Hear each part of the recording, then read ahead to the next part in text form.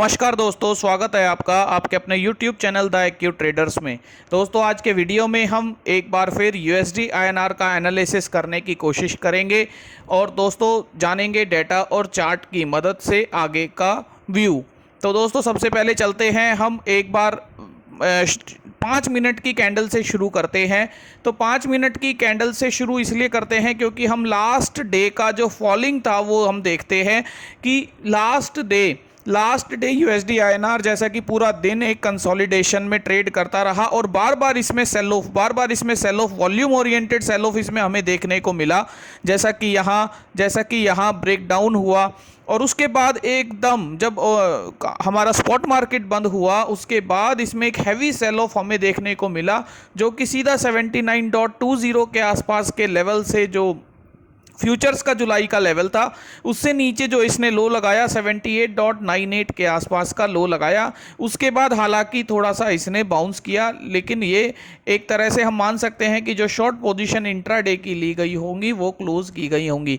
तो दोस्तों, यहाँ एक अच्छा सेल ऑफ देखने को मिला, यहाँ पूरा दिन एक अच्छी सप्लाई हमें देखने को मिली। हालांकि उससे कुछ दिन पहले हमें एक अच्छा बाउंस देखने को मिला था। तो यहाँ एक सप्लाई ओरिएंटेशन हमें 5 मिनट में देखने को मिलता है हायर जोन में। तो दोस्तों, इसको आवरली चार्ट में कन्वर्ट करते हैं तो यहाँ एक सप्लाई का फॉर्मेशन हमें नजर आता है। सप्लाई हमें बिल्कुल यहाँ एक बनती हुई नजर आती है इस जोन में। 79.21 से 79.27 का जो जोन है, इसमें एक सप्लाई बिल्कुल हमें देखने को मिलती है। और दोस्तों, इसी चार्ट को यदि हम आगे बढ़ाते हैं, डेली में करते हैं, तो इस चार्ट में आप देखेंगे तो यहाँ डोजी फॉर्मेशन चल रहा है। डोजी फॉर्मेशन हमें क्या बता रहा है कि ये USD INR को ऊपर की तरफ से नीचे धकेला जाता है, लेकिन यहाँ ये जो जोन है 79 का, जो अब जोन बन गया है, यहाँ इसे बार बार डिमांड मिल जाती है। डिमांड कैसी मिल जाती है? मान लीजिए नीचे आता है तो किसी को तो लगता होगा ना कि यार ये तो सस्ता हो गया है, तो इसको डॉलर को खरीद लेना चाहिए। तो यहाँ एक 79 के आसपास में ही से सस्ता मान लिया जा रहा है। लेकिन दोस्तों, यहाँ एक सप्लाई हमें बिल्कुल देखने को मिली है, सप्लाई कंफर्म हुई है। तो ये हम मान सकते हैं कि फॉर टाइम बीइंग ये जो जोन है, यदि ये ब्रीच नहीं होता, ये रेस्पेक्ट होता है, तो डेफिनेटली नीचे डिमांड मिलती रहेगी, तब भी ये एक रेंज में ट्रेड करेगा। ऊपर की तरफ जाने की उम्मीद इस सप्लाई के बेसिस पर अभी नहीं लगती। हालांकि ये सप्लाई ब्रेक होती है, इसके ऊपर क्लोजिंग होती है, तो डेफिनेटली फिर हमारे 80 के जो जोन है, लेवल्स हैं, वो ओपन हो जाएंगे। USD INR में फिर से एक बार ओपन स्काई में हमें 80 नजर आने लगेगा। तो दोस्तों, ये USD INR का चार्ट का फॉर्मेशन था। अब डेली चार्ट में एक बार स्पॉट में देखते हैं। स्पॉट में मैंने ये एक ट्रेंड लाइन प्लॉट करने की कोशिश की है, एक वेज प्लॉट करने की कोशिश की है, जिसमें आप देखेंगे तो यहाँ इसका हायर साइड में भी एक ब्रेकआउट हमें देखने को मिला है। हालांकि इस पैटर्न का फॉर्मेशन हमें ये बताता है कि वापस अगर ये इसके अंदर आता है तो डेफिनेटली फिर ये जो लो के लेवल्स हैं, ये टारगेट ओपन हो सकते हैं, हो जाएंगे। तो दोस्तों, यहाँ अभी फिलहाल ये ब्रेकआउट की पोजीशन में है। डेली फॉर्मेशन में ये ब्रेकआउट की फॉर्मेशन में है, तेजी की फॉर्मेशन में है। आवरली में हमें इसमें सप्लाई देखने को मिली है। 5 मिनट में इसका कंफर्मेशन चार्ट में हमें दिखता है, फॉर्मेशन से हमें दिखता है कि पूरा दिन में यहाँ एक अच्छी वॉल्यूम ओरिएंटेड सप्लाई यहाँ बनाने की कोशिश की गई। तो दोस्तों, कुल मिला के USD INR में जो ये लेवल है, जो ये जोन है, ये टसल का जोन माना जा सकता है। यहाँ सप्लाई हमें फिर से देखने को मिल सकती है। और नीचे की तरफ, क्योंकि ये इतना अच्छा बाउंस किया था, तो यहाँ इसके नीचे क्लोजिंग पर भी हमें नजर रखनी होगी। यदि इसके नीचे की क्लोजिंग में सप्लाई बरकरार रहती है तो USD INR 78.75 से 78.5 के लेवल्स भी देख सकता है। हालांकि एग्रेसिव नीचे आना, तेजी से नीचे आना USD INR में अभी हमें समझ नहीं आता, क्योंकि जैसे जैसे ये नीचे आएगा इसे बार बार एक डिमांड का पुल देखने को मिलेगा, बार बार इसे डिमांड यहाँ फॉर्मेशन में देखने को मिलती रहेगी। तो दोस्तों, ये हमारा व्यू था USD INR में चार्ट की मदद से। अब एक बार देखते हैं सोशल मीडिया पर सौरभ जोशी जी ने भी जो फॉल था 77.79, एक जवाब में उन्होंने ये लिखा था कि ये जो फॉल है ये इमर्जिंग मार्केट की करेंसीज का प्रीमियम फॉल होने की वजह से और डॉलर की शॉर्टेज की वजह से ट्रिगर हुआ है। दोस्तों इसके अलावा इसके अलावा अभी रिसेंटली कीर्तन जी ने भी एक बहुत अच्छा करेंसी पर एक अपना थ्रेड लिखा है, आप उस थ्रेड को भी बिल्कुल पढ़ सकते हैं, काफ़ी अच्छा थ्रेड है दोस्तों। ये काफ़ी अच्छा थ्रेड है जिसमें उन्होंने लिखा है रूपी एट रिकॉर्ड लो ऑफ 79 पर डॉलर व्हाट्स हैपनिंग।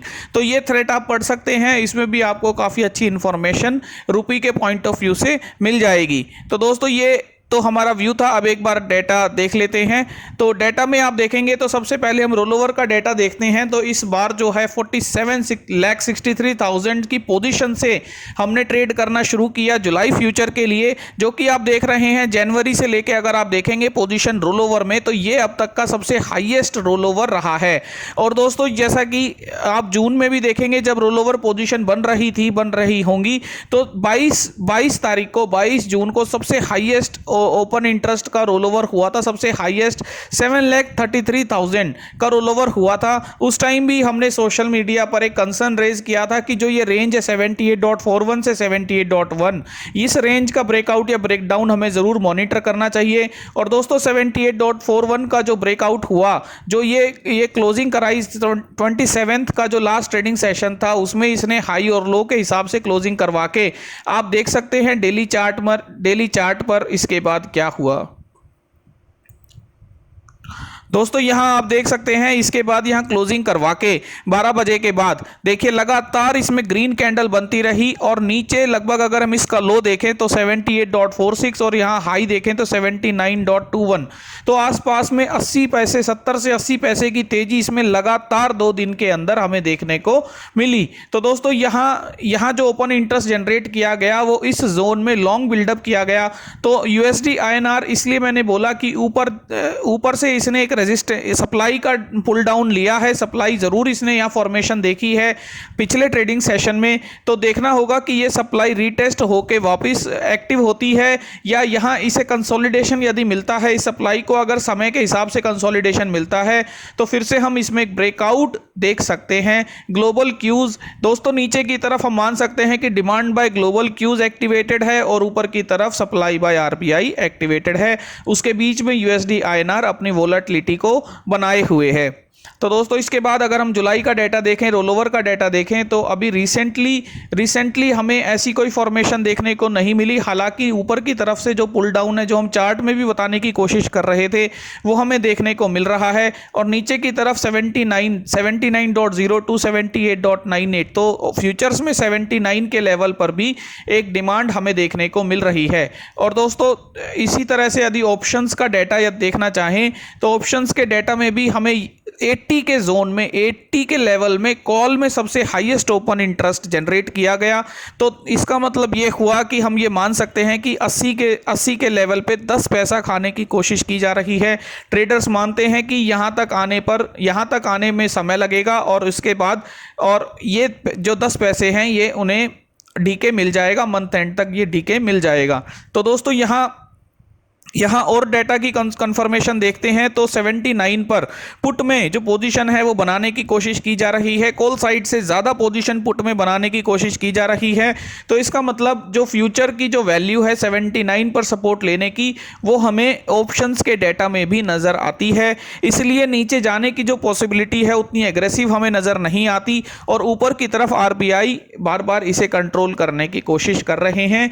तो वो देखना होगा कि वो सप्लाई कहाँ तक दे पाते हैं। तो दोस्तों उसके बाद एक बार हम जो ऑप्शंस जो फ्यूचर्स के जो प्रीमियम है, जो फॉरवर्ड प्रीमियम्स हम बोलते हैं, फ्यूचर के एक साल आगे के जो प्रीमियम हम बोलते हैं उसमें किस तरह का डेवलपमेंट हुआ लास्ट मंथ और अभी क्या डेवलपमेंट चल रहा है और क्या हम इसमें कोई ट्रेड अपॉर्चुनिटी ढूंढ सकते हैं, कोई आर्बिट्राज अपॉर्चुनिटी ढूंढ सकते हैं, इसके बारे में मैं आपको थोड़ा सा बताना चाहूंगा।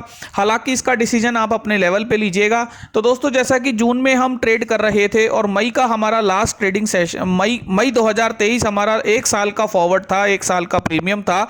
तो वो प्रीमियम लगभग 250 पैसे के आसपास में चल रहा था और आप देखेंगे जो ये लो बना प्रीमियम का ये 22 तारीख को बना जबकि सबसे हाईएस्ट इंटरवीन हमें देखने को मिला, सबसे हाईएस्ट ओपन इंटरेस्ट का रोल ओवर हमें देखने को मिला। तो इसका मतलब फॉरवर्ड मार्केट में बहुत तेजी से इस दिन 202 पैसे पर इसे लाया गया, 202 पैसे बन गया। फॉरवर्ड मार्केट में बहुत तेजी से इंटरवीन किया गया, ऐसी न्यूज़ भी आई थी और उसके साथ 202 तक ये आ गया। तो दोस्तों दोस्तों यहाँ एक एक्सपेंशन की एक अपॉर्चुनिटी हमें देखने को मिल रही थी। एक्सपेंशन का मतलब ये हुआ कि फॉरवर्ड मंथ जो है ये 29 मई का जो प्रीमियम है इसे आप लॉन्ग कर दीजिए, 80.38 को लॉन्ग कर दीजिए, और जो करंट मंथ है, करंट मंथ का जो फ्यूचर है उसे आप शॉर्ट कर दीजिए। तो इस तरीके से क्या होगा, जैसे ये प्रीमियम बढ़ेगा 202 पैसे से, जैसे ये 217 पैसे तक भी गया तो आपको यहां एक प्रॉफिट देखने को मिल सकता है। तो दोस्तों अभी रिसेंटली जो प्रीमियम है 1 साल का वो 215 पैसे पर चल रहा है, 206 पैसे तक ये नीचे आया था। तो इसका मतलब ये हुआ कि अगर ये प्रीमियम भविष्य में आपको ये 206 पैसे के आसपास मिलता है, 206 पैसे के आसपास मिलता है, तो आप इस प्रीमियम को लॉन्ग करने की एक एक्सपेंशन की एक स्ट्रेटजी ट्रेड कर सकते हैं। हालांकि ये फुल फ्लैश स्ट्रेटजी नहीं रहेगी। एक्सपेंशन के जब आप पोजीशन लेते हैं उसके बाद हो सकता है और कंप्रेशन आ जाए, 200 पैसे का जो गैप है और 190 पैसे आ जाए, वहां आपको लॉस हो सकता है। पर एक थ्योरी आप मान के चलिए कि जितना फॉरवर्ड अगर कंप्रेस होगा, जितना फॉरवर्ड कंप्रेस होगा उतना कैरी ट्रेड्स को नुकसान होगा। कैरी ट्रेड्स को जितना नुकसान होगा उतना वो अपनी पोजीशन को क्लोज करेंगे और डॉलर की डिमांड बढ़ाएंगे। तो डॉलर की डिमांड बढ़ेगी तो यूएसडी आईएनआर ऊपर की तरफ जाएगा।